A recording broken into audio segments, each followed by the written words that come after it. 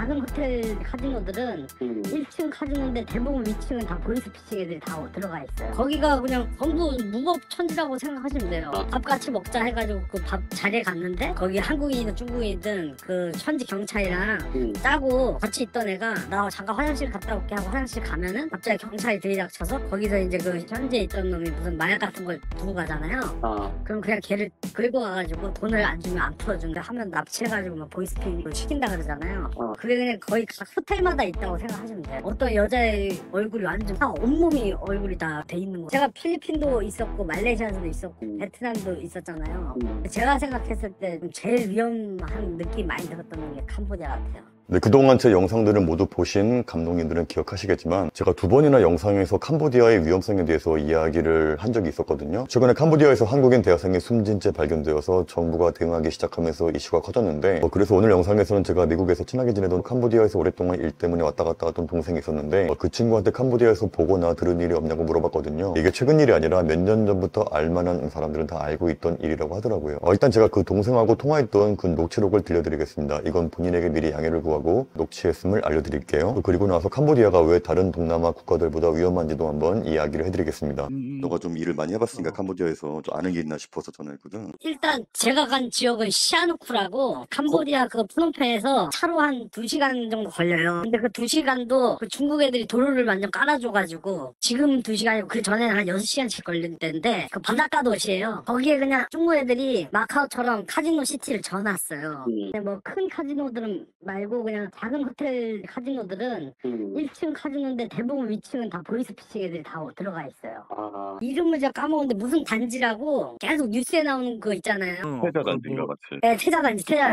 그런 데가 그 한 3군데 있거든요. 거기가 그냥 전부 무법천지라고 생각하시면 돼요. 만약 한국 사람들이 가면은 예를 들어서 뭐 중국 친구를 사귀든지 아니면 거기 현지에 있는 한국 애들 만나잖아요. 밥 같이 먹자 해가지고 그 밥 자리에 갔는데 거기 한국인이든 중국인이든 그 현지 경찰이랑 짜고 같이 있던 애가 나 잠깐 화장실 갔다 올게 하고 화장실 가면은 갑자기 경찰이 들이닥쳐서 거기서 이제 그 현지에 있던 놈이 무슨 마약 같은 걸 두고 가잖아요. 그럼 그냥 걔를 끌고 가가지고 돈을 안 주면 안 풀어주는 이런 행태가 많다고 하더라고요. 한국에서 가는 사람뿐만이 아니라 여행 가서도 걸리는 거네, 그렇게? 그렇죠. 그러니까 왜냐면 모르니까 현재 실태를. 그러니까 거기는 그 캄보디아 애들이 중국인이나 이런 애들이 안 싸우려고 그래요. 왜냐면 싸워봤자 돈을 주면은 현지인들 그냥 끌고 가버리니까 그런 위험이 있고 또 하나는 이제 제가 그 회장 때문에 그 카지노 그쪽을 계속 갔잖아요.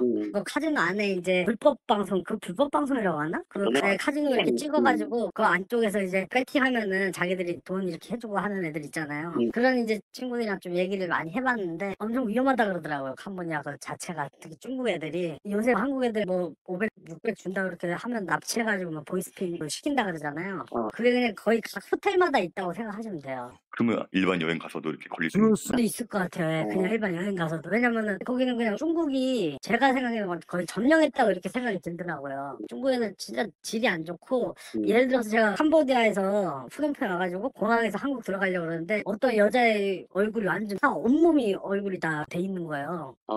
피멍이 다 물어있어가지고 제가 그때 같이 이제 갔던 일하는 형님이랑 제가 이분 어떻게 하냐 저거 캄보디아 애들한테 불러서 저걸 어떻게 해야 되는 거 아니냐 그랬더니 절대 신경 쓰지 말라 그러더라고요. 근데 내가 저 한국인이면 어떡하냐고 저렇게 무시할 수는 없다 얘기를 했더니 절대 신경 쓰지 말라고 해가지고 나중에 이제 공항 안에 들어가니까 그 여자애가 울면서 있더라고요. 중국 애였던 것 같아요. 그러니까 중국이든 한국이든 국적 상관없이 그냥 걔들이 그런 식으로 좀 하는 것 같고 그 애가 와가지고 마지막에 그 티켓팅하고 구석에 있는 어떤 남자한테 계속 머리 조아리면서 계속 얘기를 듣더니 그런 식으로 좀 풀려나는 애들도 있는 것 같고 그러니까 실질적으로 가보면은 그런 거에 대해서 거기 안에 경찰이라든지 이런 애들은 전혀 해결점을 주지 못해요. 캄보디아 애들이. 근데 캄보디아가 유독 필리핀이나 태국에 비해서 이렇게 위험한 이유가 있나, 거기가? 제가 보기엔 그 중국 애들이 거기 엄청 좀 막대한 돈을 좀 투자를 많이 한 것 같아요. 완전 도시 하나를 져버렸으니까 가면 그냥 마카오처럼 그러니까 도시 하나가 완전히 다 카지노 시티예요. 그러니까 그 정도로 얘들이 검은 돈이든 뭐든 돈을 다 거기 둬가지고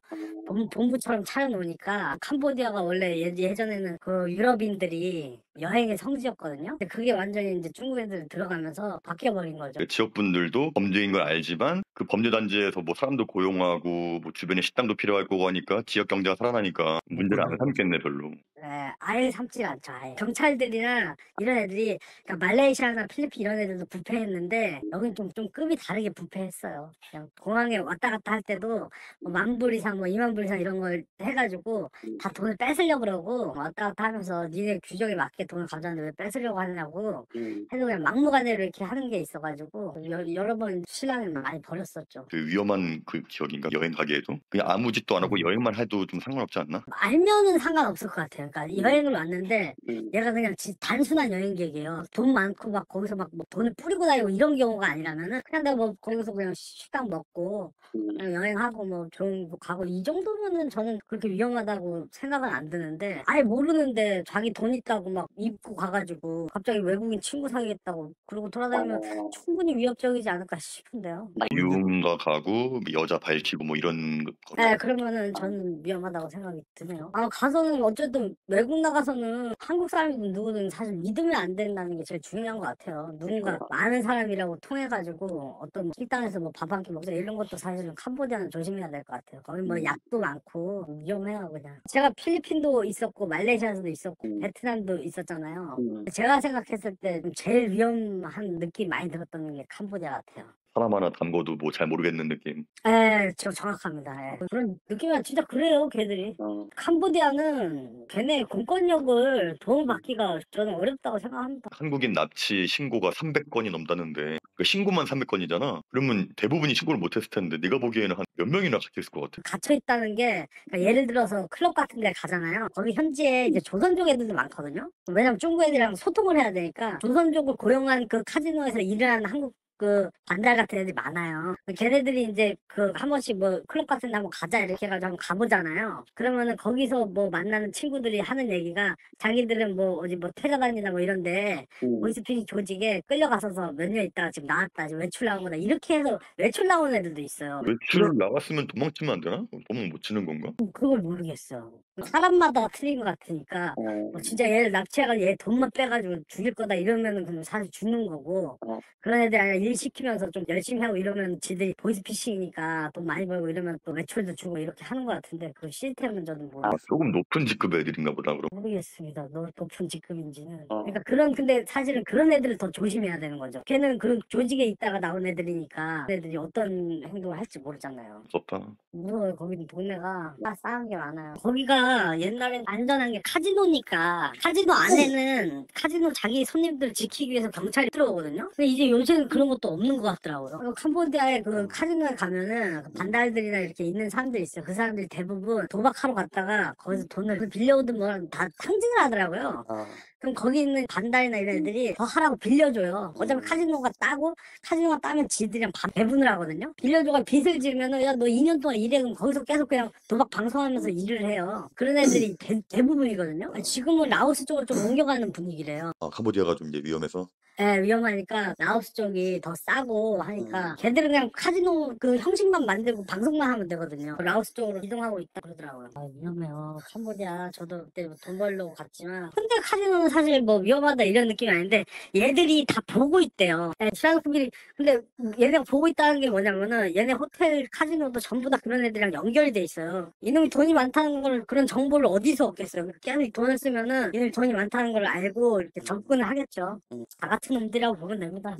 정말 충격적인 내용이 아닐 수 없는데요. 제가 예전에 한번 미국의 한인갱에 대한 이야기를 한 적이 있었는데 제가 그 이야기를 하는 와중에 타이니 레스컬 갱단이라는 아시아 갱단 이야기가 있거든요. 타이니 레스컬 갱단은 LA 롱비치를 주무대로 한 북미 최고 규모의 아시안 갱단인데 제가 미국에 살면서 베트남 친구들에게 들었던 이야기인데 미국에는 베트남 갱단들이 정말 잔혹하고 무섭다고 하는데 그런 베트남 애들도 무서워하는 게 캄보디아 애들이라고 해요. 그 이유가 있는데 1970년대 중반에 미국으로 건너간 베트남 보트 피플들은 전쟁을 피해서 도망간 피난민들이었는데 캄보디아 보트 피플들은 당시 캄보디아 독재자였던 폴포트가 이끌던 크메르루주라는 정권의 그 킬링필드 대학살로부터 생존해서 도망친 분들이라 정말 끔찍한 그 사력의 현장을 직접 보고 겪은 분들이잖아요. 근데 그래서 그런지 이 악과 깡이 보통이 아니고 웬만한 살인을 직접 본 사람들이라 죽음에 대한 그런 감각도 무감각해서 처음에 캄보디아들이 타이니 레스컬 갱단 만들 때에도 그 캘리포니아에 있던 악명 높았던 멕시칸 갱단 수에로즈 갱단도 전쟁에서 이겼고 또 흑인 갱단인 크립스랑 블러드조차 겁도 없이 전쟁 벌이고 싸워서 결국 그들에게 인정을 받고 존중을 받게 되었어요. 그 정도로 악과 깡이 장난이 아닌 민족이 바로 캄보디아인들입니다. 그래서 그 무섭다는 베트남 애들도 캄보디아는 무서워해요. 제가 이 이야기를 하는 이유는 크메르루주에 대한 이야기를 하려고 나왔던 이야기인데 크메르루주는 1970년대 중반부터 80년대 초반까지 캄보디아를 지배했던 폴포트가 만든 정권이었어요. 그 히틀러가 나치 정권을 만든 거랑 똑같은 건데 사실 히틀러도 진짜 미친놈이고 나쁜 놈이지만 이 폴포트가 히틀러보다 100배는 더 나쁜 놈인 거죠. 왜냐면 히틀러는 자국민은 죽이지 않았어요. 자국민은. 근데 폴포트는 오로지 자국민들만 학살합니다. 여기에서 자세히 말하면 너무 길어지니까 나중에 나무의 귀에 폴포트 한번 검색해보세요. 정말 전 세계적으로 유례를 보기 힘들 정도로 자국민을 끔찍하게 잔인하게 학살해서 그가 몇 년 만에 캄보디아 인구의 4분의 1인 200만 명을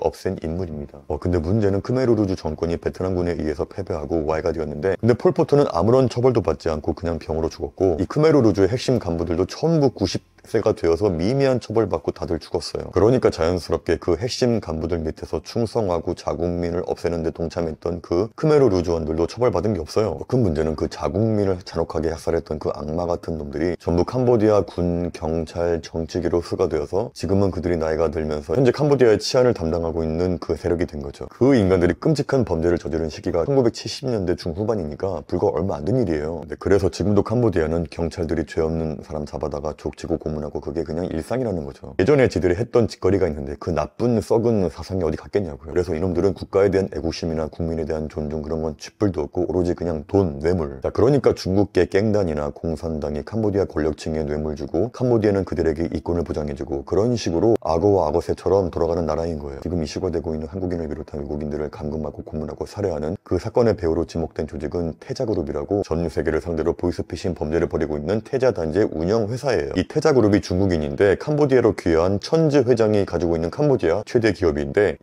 2015년부터 막대한 자금으로 캄보디아의 부동산과 금융 쪽을 장악했는데 이렇게 태자그룹이 캄보디아에서 빨리 성장한 데에는 캄보디아의 총리인 훈센 총리와의 친분이 결정적이었죠. 이 캄보디아의 훈센 총리가 크메르루주 출신이니까 말도 하지 않았겠습니까? 본인의 말로는 자기는 크메르루주 간부 출신이 맞지만 나중에는 폴포트에게 대항했다고 했지만 이건 아무도 모르는 일인 거고 아무튼 태자그룹이 장악한 카지노는 캄보디아 GDP의 10%고 여기에서 범죄단지에서 나오는 수익까지 더하면요 캄보디아 GDP의 40%이기 때문에 이 캄보디아 정부나 경찰은 그 태자단지에서 외국인들이 감금되어 있는 걸 알면서도 그냥 묵인하는 거죠. 정말 무섭지 않습니까? 또 그리고 태국이나 베트남, 필리핀도 완벽하게 안전한 나라라고 볼 수 없지만 그래도 이 나라에는 코리안 데스크가 있어서 한국 경찰이 파견되어서 같이 근무하는 게 있기도 하고 또 서로 국가 간에 공조할 수 있는 시스템이 있는데 캄보디아는 그게 없어요. 자, 그래서 캄보디아에서 어떤 변을 당해도 완벽하게 보호받을 수 있는 그런 안전장치가 없는 거죠. 자, 그러니까 웬만하면 가지 말아야죠. 물론 제가 아까 통화했던 그 동생의 말처럼 혼자 조용히 가서 조용히 여행만 하다 오면은 뭐 위험할 게 없다고는 하지만 근데 이 사람 일을 어떻게 알겠습니까? 많은 분들이 캄보디아에 감금되어 있는 한국인들이 한국에서 보이스피싱 같은 나쁜 짓을 하러 가는 줄 알고 가는 거다. 그래서 동정할 필요가 없다. 그런 이야기 많이 하던데 물론 그런 사람들이 많이 있겠지만 또 다른 케이스는 정말 일 때문에 갔다가 납치당하는 경우도 있고 또 여행 갔다가 현지인에게 끌려가서 잡힌 분들도 있으니까 무조건 이렇게만 볼 수 없는 거죠. 그리고 제가 예전에 영상에서도 이야기했지만 가장 중요한 건 꼭 캄보디아뿐만이 아니에요. 요즘에는 또 라오스로 옮겨가는 추세라고 하는데 자 생각해보세요. 아무것도 아닌 나에게 누가 월천 이상 준다고 하면은 의심해봐야죠. 이 세상에는 그런 일은 절대 없습니다. 스스로 한번 객관적으로 생각해보세요. 한국에서 월 200~300도 못 벌면서 한국보다 훨씬 못 사는 캄보디아에서 쉽게 일하면서 월천 이상 벌 수 있는 게 있을까? 상식적으로 말이 안 된다고 생각하는 게 정상 아닌가요? 또 예전에 그런 일이 있을 줄 몰랐을 시기에 당했다면 그래도